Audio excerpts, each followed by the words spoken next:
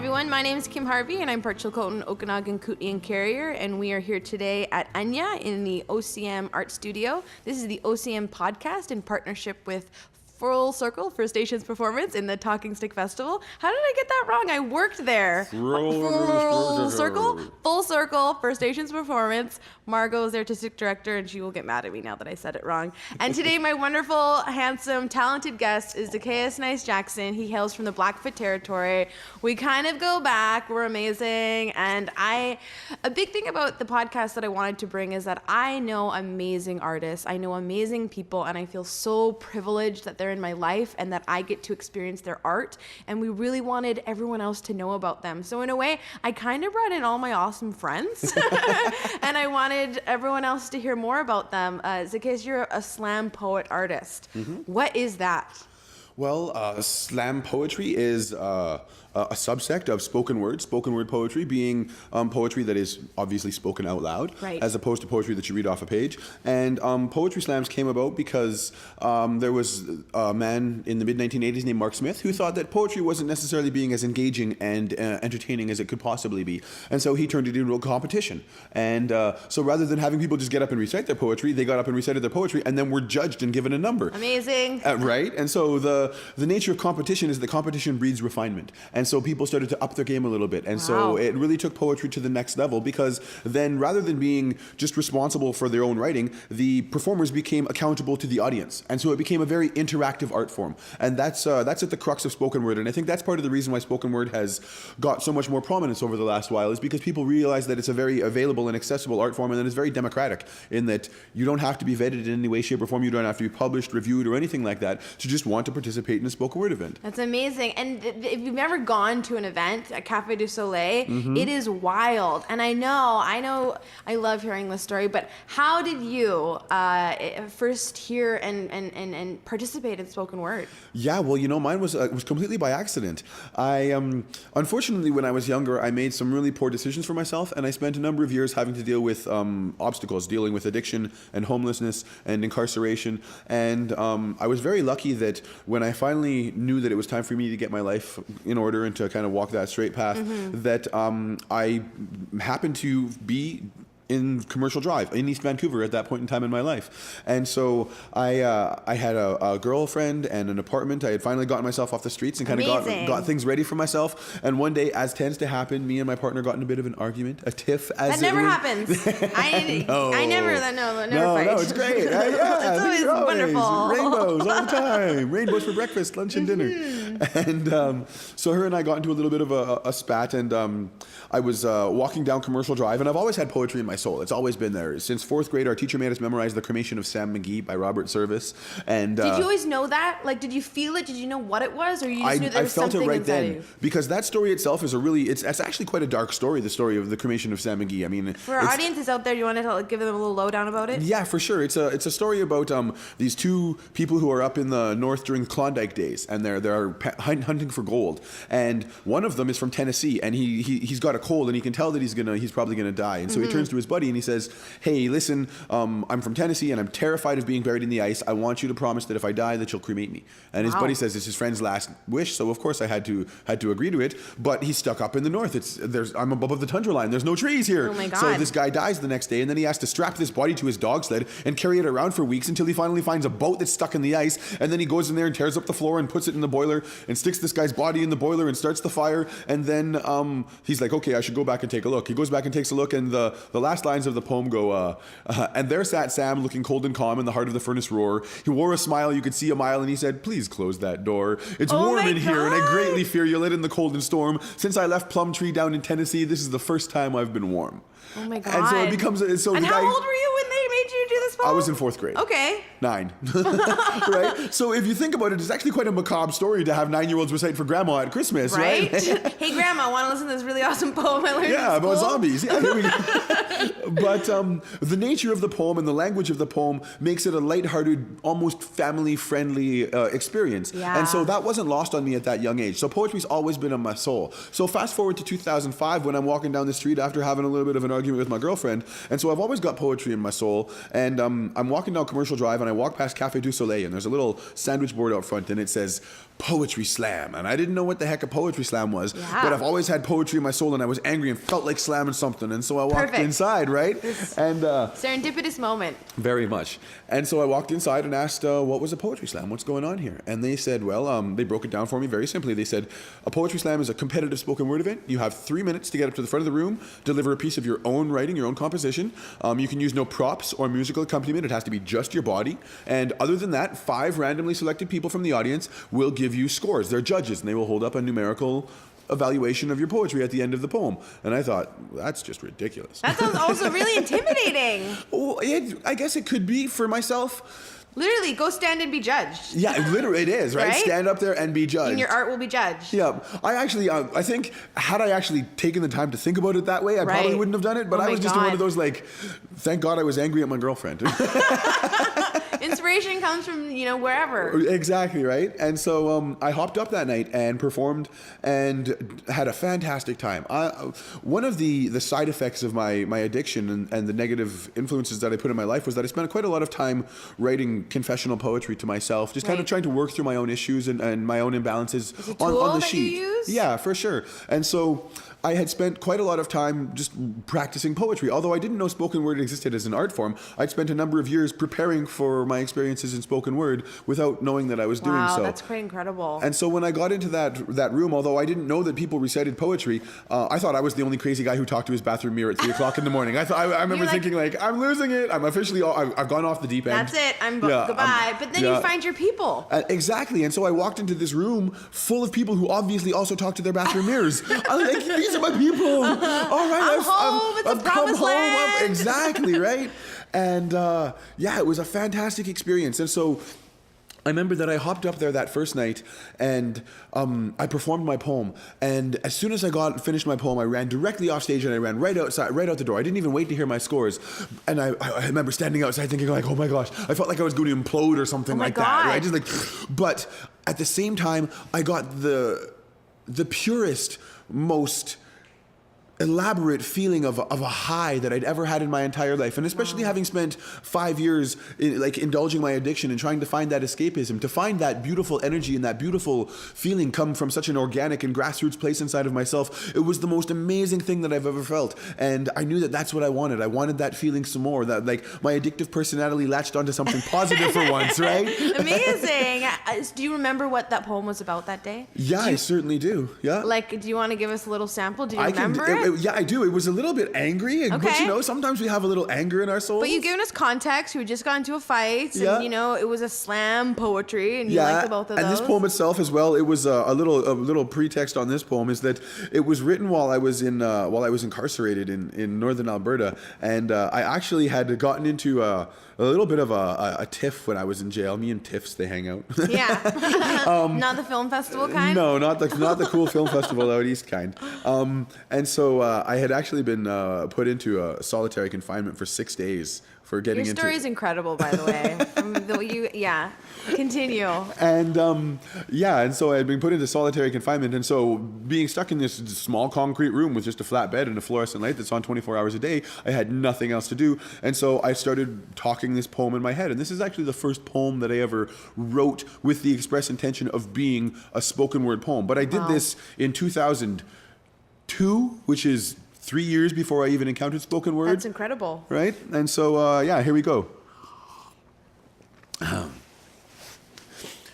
Can somebody tell me just why the hell we spent the last 3 centuries filling up their bloody penitentiaries? Why aristocracies gave us hypocrisies and then wrapped it all in a ball they call democracy? Because I've had it up to here with their bureaucracy and their debauchery and all their mockery. I think it's time we take a rock and break the lock and free all those who walk like me, those who talk like me. Take the me and make it a we, and suddenly we're blocking streets and talking shock and heat for all these gawking peeps who need a little inspiration just to stop and see that even a thought can be more than a lot. When we assemble everyone's idea, it becomes an ology. Where's the apology for the ecology ideology of 300 years of faking knowledge. See, it only starts with me, then I be passing the buck to all my people around the world who are mad as for getting stuck and having to watch and shrug as deeper graves you dug. For every martyr, there's another million minds made up. Yup, minds made up. For every martyr, there's another million minds made up. Because this imperial prison called imperialism isn't risen from the schism of your average citizen. See, we're told to rejoice, at least we're given a choice, and it's the lesser of two evils to which we're given a voice. Well, I refuse to ignore the fact they're strangling more than just the poetry and reason. Call it poet treason, even though you know it seasoned minds like they was one of a kind. And mine will not be defined because you call it a crime to drop a rhyme that's refined and not drop to my knees and take back this displeasing stuff I'm spewing with ease and moving like they was keys. And I'm a dealer of freedom, and revolutions I breed them with ultimatums, so heat them or we'll cook them and eat them, because we're starving for change and just a little deranged and 7 billion people strong, so you best be warned that it's dangerous to step up and manger us as if we were cattle. Now I'm bringing the battle to the livestock of the world, and the cages will rattle, so don't you dare try and straddle me with your prattle about the state of the nation while we're facing straight degradation at the hands of politicians, thieves, and liars. Man, I ain't got the patience, because I'm finished pretending, and I'm ending the bending and the faking, making, breaking of the laws they defend, and taking pause and defending hidden claws for befriending the white collars they lending, endless dollars and sending out the judges they paid for, with the grudges that made war such a lucrative venture. It's sick how quick you indenture all your puppets and censors in the minds of the masses, making separate classes, acting like your name's Geppetto and we a bunch of dumb asses who need 3 pairs of glasses just to see what now passes in the Senate when it lent itself a double in pension. Then it rented out the men it represented, no mention that it ratified a law removing all of the tension on polluters and destroyers. Well, the hell with prevention, doesn't even really matter. We ain't paying attention to the way that they trenching us, slacking and backbenching us, acting like the people ain't the reason that they wrenching us around like we was nuts. Well, that makes the system a bolt. So is it time for asking questions, or is it time to revolt?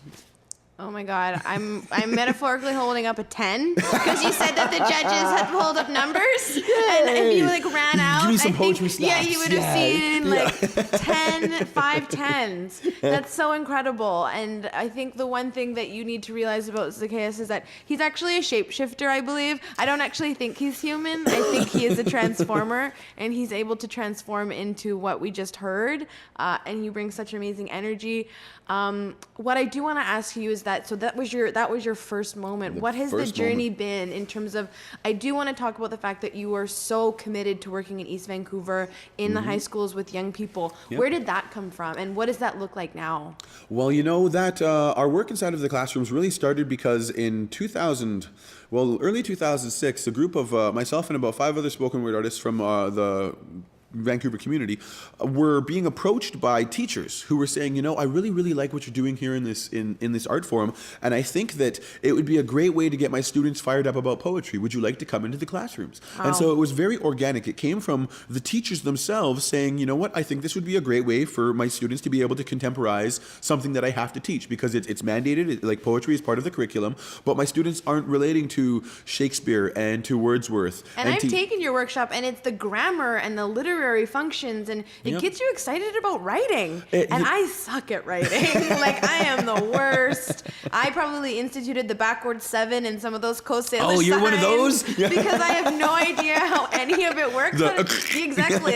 Glottal stuff. Yeah. Like, I think that way. So when I meet people who are like that and not only hold the knowledge, but can share it in a way that young people get excited, like, it's incredible. Well, and for myself, the greatest benefit that I've taken out of my own experience in spoken word, although obviously spoken word, it was the support of the community here in East Vancouver that really pulled me out of that dark area in my life, because once I encountered spoken word, I knew I could never turn back. I knew this is where I wanted to be. And like, you just was, I'm going there. 100% from that very first night.